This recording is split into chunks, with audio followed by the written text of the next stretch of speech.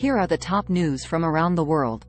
Hawaii, a disaster area, after devastating wildfires as mass evacuations underway. Hawaii Governor Josh Green has declared a state of emergency and a disaster area after wildfires on Maui have killed at least 53 people, destroyed hundreds of homes and businesses, and forced thousands to flee. The fires, which started on Sunday, have been fueled by strong winds and dry conditions, and have scorched more than 20,000 acres of land. The governor said the death toll was expected to rise as rescue workers searched for survivors. Ecuador's descent into violence reaches new low with candidate's assassination. Ecuador has been plunged into shock and horror after Fernando Villavicencio, a presidential candidate who campaigned on a tough-on-crime platform, was killed in a burst of gunfire in Quito on Thursday. Villavicencio, a former journalist and oil industry whistleblower, was shot multiple times by unknown assailants as he left a radio station after an interview. His death has sparked outrage and condemnation from across the political spectrum, and raised fears of further instability and violence ahead of the February election. Russia-Ukraine war at a glance. What we know on day 534 of the invasion. The conflict between Russia and Ukraine has escalated to a new level of intensity, as both sides have exchanged heavy artillery fire, drone strikes, and missile attacks along the border. Ukraine says it has repelled several Russian attempts to breach its defensive lines, and claims to have inflicted significant casualties on the enemy forces. Russia denies any involvement in the fighting, but admits that it has deployed Wagner Group mercenaries and advanced weapons systems to support the separatists in eastern Ukraine. The international community has condemned Russia's aggression and called for an immediate ceasefire. Virgin Galactic completes first tourist spaceflight. Virgin Galactic has made history by successfully launching its first fully crewed spaceflight with 4 paying passengers on board. The VSS Unity spacecraft reached an altitude of about 86 kilometers, 53 miles, above the Earth's surface, where the passengers experienced about 4 minutes of weightlessness and enjoyed spectacular views of the planet. The flight was piloted by 2 veteran astronauts, Dave McKay and Michael Masucci, who also became the first Scottish and Italian citizens to fly to space. Women are being priced out of buying period products in Africa. BBC research has revealed that women in Africa spend up to 13% of their income on menstrual products, such as pads, tampons, and cups.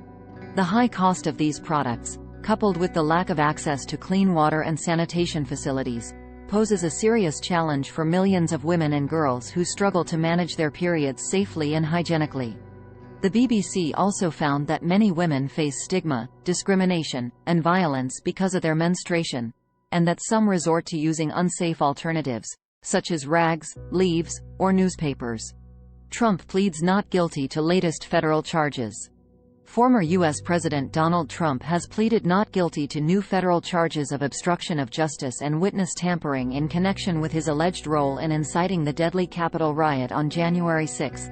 Trump appeared via video link from his Florida resort for his arraignment at a Washington, D.C. court on Friday.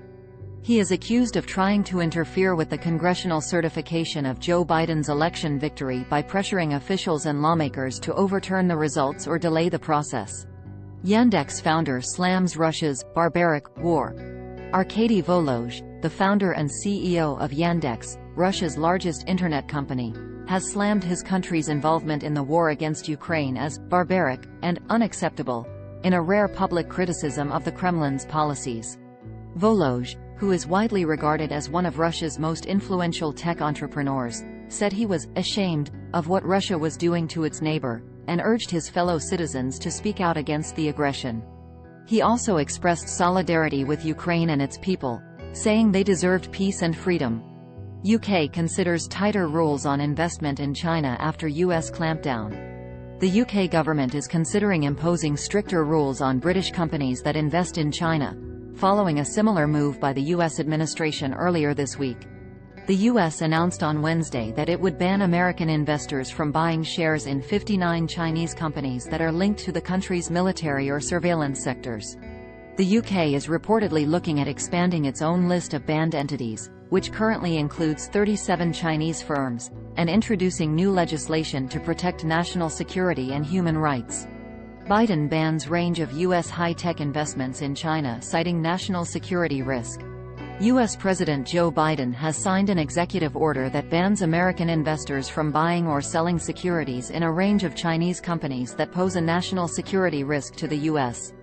The order, which takes effect on August 2, expands on a previous ban issued by former President Trump, and targets 59 Chinese firms that are involved in the development or deployment of military or surveillance technology.